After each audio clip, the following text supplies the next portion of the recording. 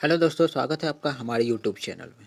आज के वीडियो में हम लोग बात करेंगे इकोनॉमिक्स मेजर्स और यूजी सेमेस्टर 1 के क्वेश्चंस का। ठीक है, तो आज के वीडियो में जो क्वेश्चंस हम लोग देखने वाले हैं वो क्वेश्चन है उत्पादन संभावना वक्र क्या है। तो उत्पादन संभावना वक्र, अगर आप इकोनॉमिक्स पढ़ रहे हैं तो उत्पादन संभावना वक्र का नाम जो है आपको हर जगह मिल जाता है। ठीक है, लगभग लगभग जगह में मिलता है। तो सबसे पहले ये चीज़ जानना जरूरी होता है कि उत्पादन संभावना वक्र क्या होता है। यानी कि इकोनॉमिक्स को अच्छे से समझने के लिए ये वक्र हमें बड़े अच्छे से समझना जरूरी है। तो चलिए समझते अच्छे से। तो पहले एक चीज़ हमें मालूम क्या है कि कोई भी वस्तु होता है हमारे पास, जैसे हमें कोई वस्तु को उत्पादन करना होता है तो हमारे पास क्या होते हैं, तो संसाधन क्या होते हैं। उत्पादन करना है तो संसाधन हमारे पास होते हैं सीमित सीमित संसाधन है। ठीक है, और संसाधन सीमित है, लेकिन हमारी इच्छा क्या होता है, लोगों की इच्छाएं क्या होता है, ज़रूरतें कितना होता है, असीमित होता है। ठीक है, असीमित का मतलब क्या हो रहा है कि हमारी जो इच्छाएं होते हैं कोई लिमिट ही नहीं है। हमारी इच्छाएं बहुत ज़्यादा है, लेकिन हमारे पास जो संसाधन है जिसने वस्तु को उत्पादन करेंगे वो लिमिटेड वस्तु है। लिमिटेड वस्तु से हमें हमारी इच्छाओं को पूरा करना है, वो उतना वस्तु को उत्पादन करना है। तो उत्पादन संभावना वक्र जब हम उत्पादन करते हैं और उस चीज़ को जब हम ग्राफ में दिखाते हैं उत्पादन के संभावनाओं को, तो वो कहलाता है उत्पादन संभावना वक्र। ठीक है, समझ आया। तो चलिए और अच्छे से समझने के लिए हम चलिए लिटरेचर को पढ़ लेते हैं।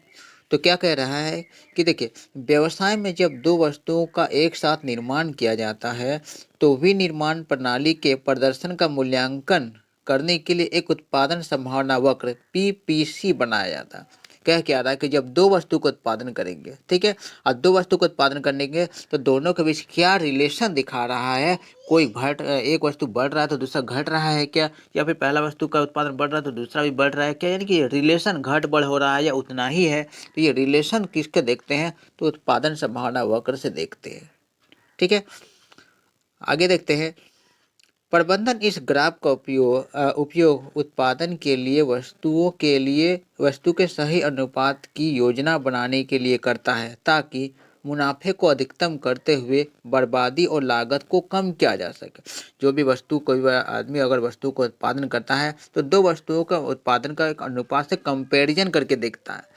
कंपैरिजन ग्राफ से कंपेयर करता है तो उससे उस बात का अंदाज़ा लगा लेता है कि आखिर हम कौन से वस्तु को उत्पादन करें तो हमें ज़्यादा मुनाफा होगा, कहीं इस वस्तु को उत्पादन करने से हमें मुनाफा कम तो नहीं ना हो रहा है।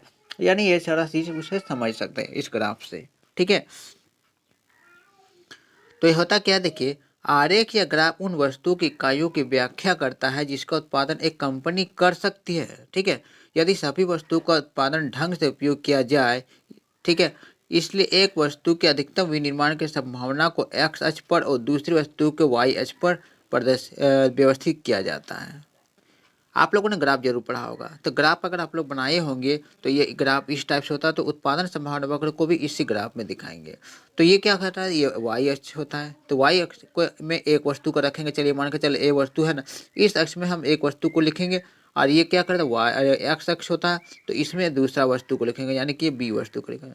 ठीक है, यानी कि दोनों एच में, वाई एच में ए वस्तु को लिखते हैं और बी, ये जो एक्स एच है इसमें दूसरा वस्तु जो बी वस्तु को लिखते हैं, ताकि इन दोनों के बीच कंपैरिजन किया जा सके, समझा जा सके।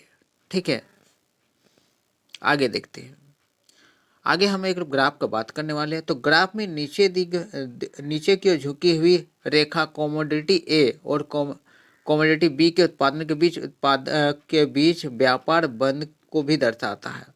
जब कोई फर्म अपने संसाधनों को कमोडिटी बी का उत्पादन करने के लिए मोड़ती है तो कमोडिटी का ए का उत्पादन घट जाता है। तो ये ए और बी हम यहाँ क्या बात करने वाले हैं, ये वाला यहाँ से यहाँ तक का लाइन को अब यहाँ पर समझते हैं। ये देखिए हमारे पास ग्राफ है, इस ग्राफ से वह चीज़ हमें समझ में पूरी तरह से आएगा। ठीक है, चलिए ग्राफ को देखते हैं। तो जो हमने ऊपर में लिखा हुआ था ये चीज़ को समझ सकते हैं इस ग्राफ से। इस ग्राफ में क्या है, देखिए यहाँ पर हमने ग्राफ बनाया हुआ है, यहाँ से यहाँ तक ये हमारा वाई अक्ष है।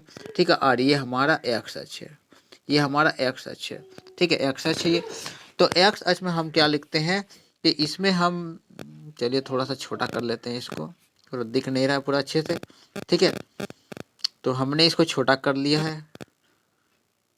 ठीक है, छोटा कर लिया है। अब तो यहाँ से देखिए, यहाँ पर क्या है कि यहाँ पर हमने एक्स लिखा हुआ और इसमें एक वस्तु मान कर चलिए वाटरमेलन लिखा हुआ है, ठीक है। 10,000, 20,000, 30,000, 40,000 वाटरमेलन तरबूज को लिखा हुआ। तो एक वस्तु हमने इस सच में लिखा हुआ और दूसरा वस्तु हमने किधर लिखा है, तो इस सच में लिखा हुआ है। देखिए ऊपर से यहाँ पे हमने लिखा हुआ है, इस सच में लिखा हुआ है, ठीक है। इसमें 20,000, 40,000, 60,000, 80,000 लिखा हुआ।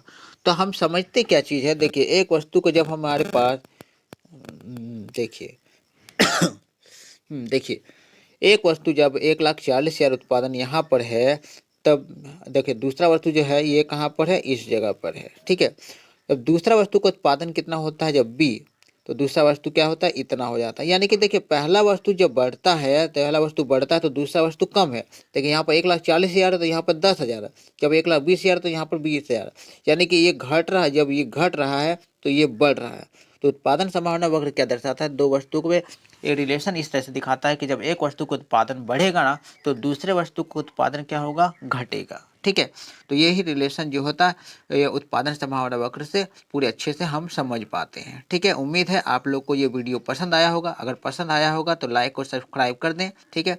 और और अगर आप लोग को किसी भी टॉपिक्स पर हम आपको वीडियो चाहिए तो आप कमेंट सेक्शन में डाल सकते हैं। मैं आप लोग को वीडियो को और सारे आपको जो डिमांड है वो पूरी करने की कोशिश करूँगा।